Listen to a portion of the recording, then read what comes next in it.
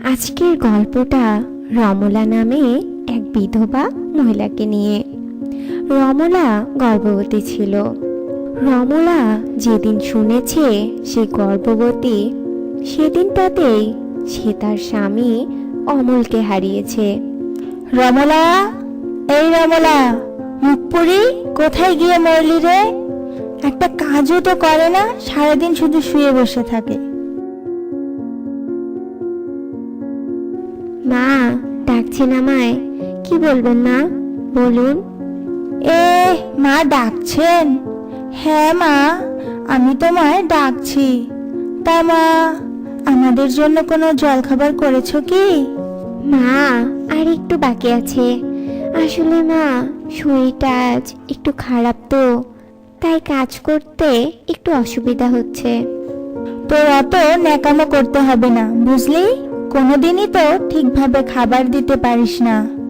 নিজে তো আমার ছেলেটাকে খেয়ে আমাদের নিঃস্ব করে দিয়েছিস। কেন যে আমি তোর মতো অপয়া অলক্ষী মেয়ের সাথে আমার ছেলের বিয়ে দিলাম? আর তোর পেটের সন্তান তো আরো অপয়া। তোর পেটে আসতে না আসতেই আমার সোনার টুকরো ছেলেটা ওভাবে আমাদের ছেড়ে চলে গেল। মা আপনি এভাবে বলছেন কেন? ও চলে যাওয়াতে তো আমারও কষ্ট হয়েছে। ও তো আমারও স্বামী, বলুন। আর মা, আমার পেটের সন্তান তো ওরই রক্ত। তাকে এভাবে বললে তো ও কষ্ট পাবে, বলুন। আর মা, দুর্ঘটনাতে তো কারো হাত থাকে না। থাক, আমাকে এত জ্ঞান দিতে হবে না। এই যা তো তুই, এক্ষুনি আমার চোখের সামনে থেকে যা। এরপর রমলা কাঁদতে কাঁদতে সেখান থেকে চলে যায়। আর ঘরে তার স্বামীর ছবির সামনে গিয়ে কাঁদতে থাকে। ওগো, তুমি কেন আমাকে ফেলে চলে গেছো? জানো তো, সবাই বলে আমার পেটের সন্তান নাকি অপয়া, অলক্ষী। তাই নাকি ও পেটে আসার সাথে সাথে তোমার মৃত্যু হয়েছে। কেন লোকে এসব বলে? ও তো তোমার স্মৃতি, বলো। লোকে খুব পচা। তুমি এসে ওদের বকা দিয়ে যাও তো। আর তুমি দেখো, আমি আমার সন্তানকে অনেক বড় করব, অনেক বড় ডাক্তার বানাবো। এসব বলে রমলা কাঁদতে থাকে। এভাবে কষ্টে রমলার দিন পার হতে থাকে। আর রমলা একটা সুন্দর ফুটফুটে মেয়ে সন্তানের জন্ম দেয়। রমলার মেয়েকে দেখে তার শ্বশুর শাশুড়ি মোটেও খুশি ছিল না। তারা দুজন ভাবতো এই বাচ্চার জন্যই তারা তাদের সন্তানকে হারিয়েছে।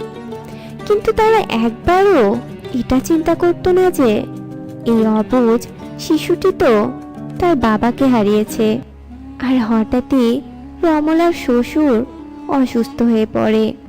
আর রমলার শ্বশুর অসুস্থ হওয়ার জন্য রমলার শাশুড়ি রমলার মেয়েকেই দায়ী করে।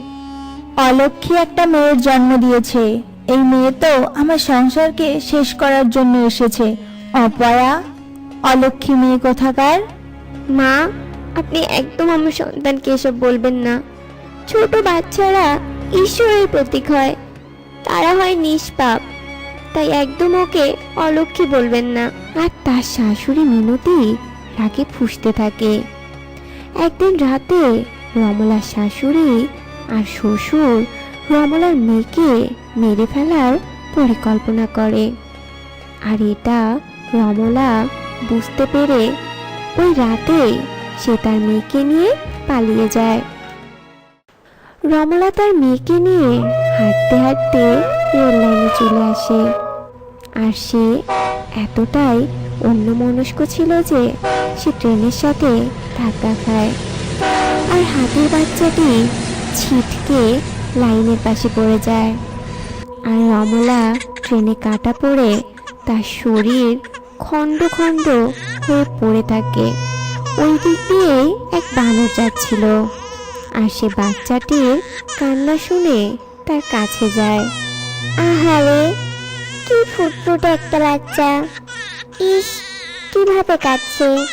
এখানে একে একা ফেলে গেলে এর বিপদ হতে পারে।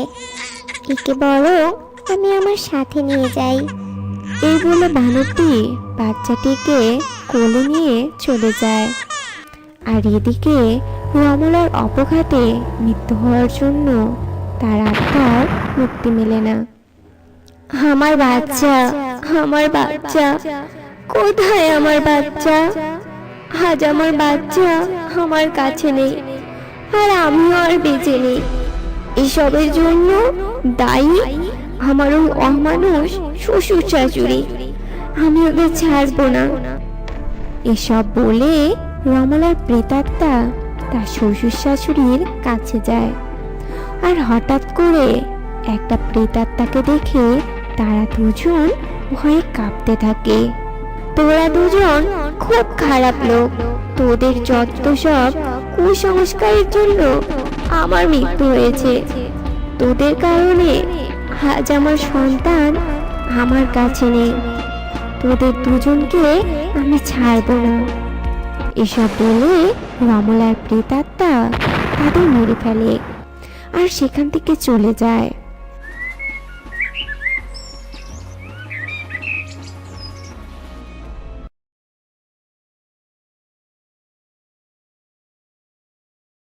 এরপর থেকে রমলার প্রেতাত্মা তার সন্তানকে খুঁজতে থাকে, কিন্তু কোথাও তার সন্তানকে খুঁজে পায় না। আর এদিকে একা বানর বাচ্চাটিকে সামলাতেও পারছিল না। হঠাৎই রমলার প্রেতাত্মা বাচ্চার কান্না শুনে আর তা অনুসরণ করে সেখানে যায়। গিয়ে দেখে তার বাচ্চাটিকে একটা বানর যত্ন সহকারে আগলে রেখেছে। আমার বাচ্চা, আমার বাচ্চা, ভয় পেও না। আমি এই বাচ্চাটির মা, এ আমার সন্তান তুলি। এরপর রমলার আত্মা বানরটিকে সব খুলে বলে। তোমার সাথে যা হয়েছে খুব খারাপ হয়েছে। তোমার বাচ্চাটিকে আমি রেল লাইনের পাশে কুড়িয়ে পেয়েছি, আর সেদিনের পর থেকে আমি ওকে আগলে রেখেছি। তুমি সত্যি অনেক ভালো। আমি ওর দায়িত্ব তোমায় দিতে চাই। আজ থেকে আমার মেয়েটাকে তুমি আগলে রেখো। এই বলে রমলার আত্মা সেখান থেকে চলে যায় আর বানরটি বাচ্চাটিকে আগলে রাখে। তো বন্ধুরা, এই বানরটি কি বাচ্চাটিকে বড় করে তুলতে পারবে?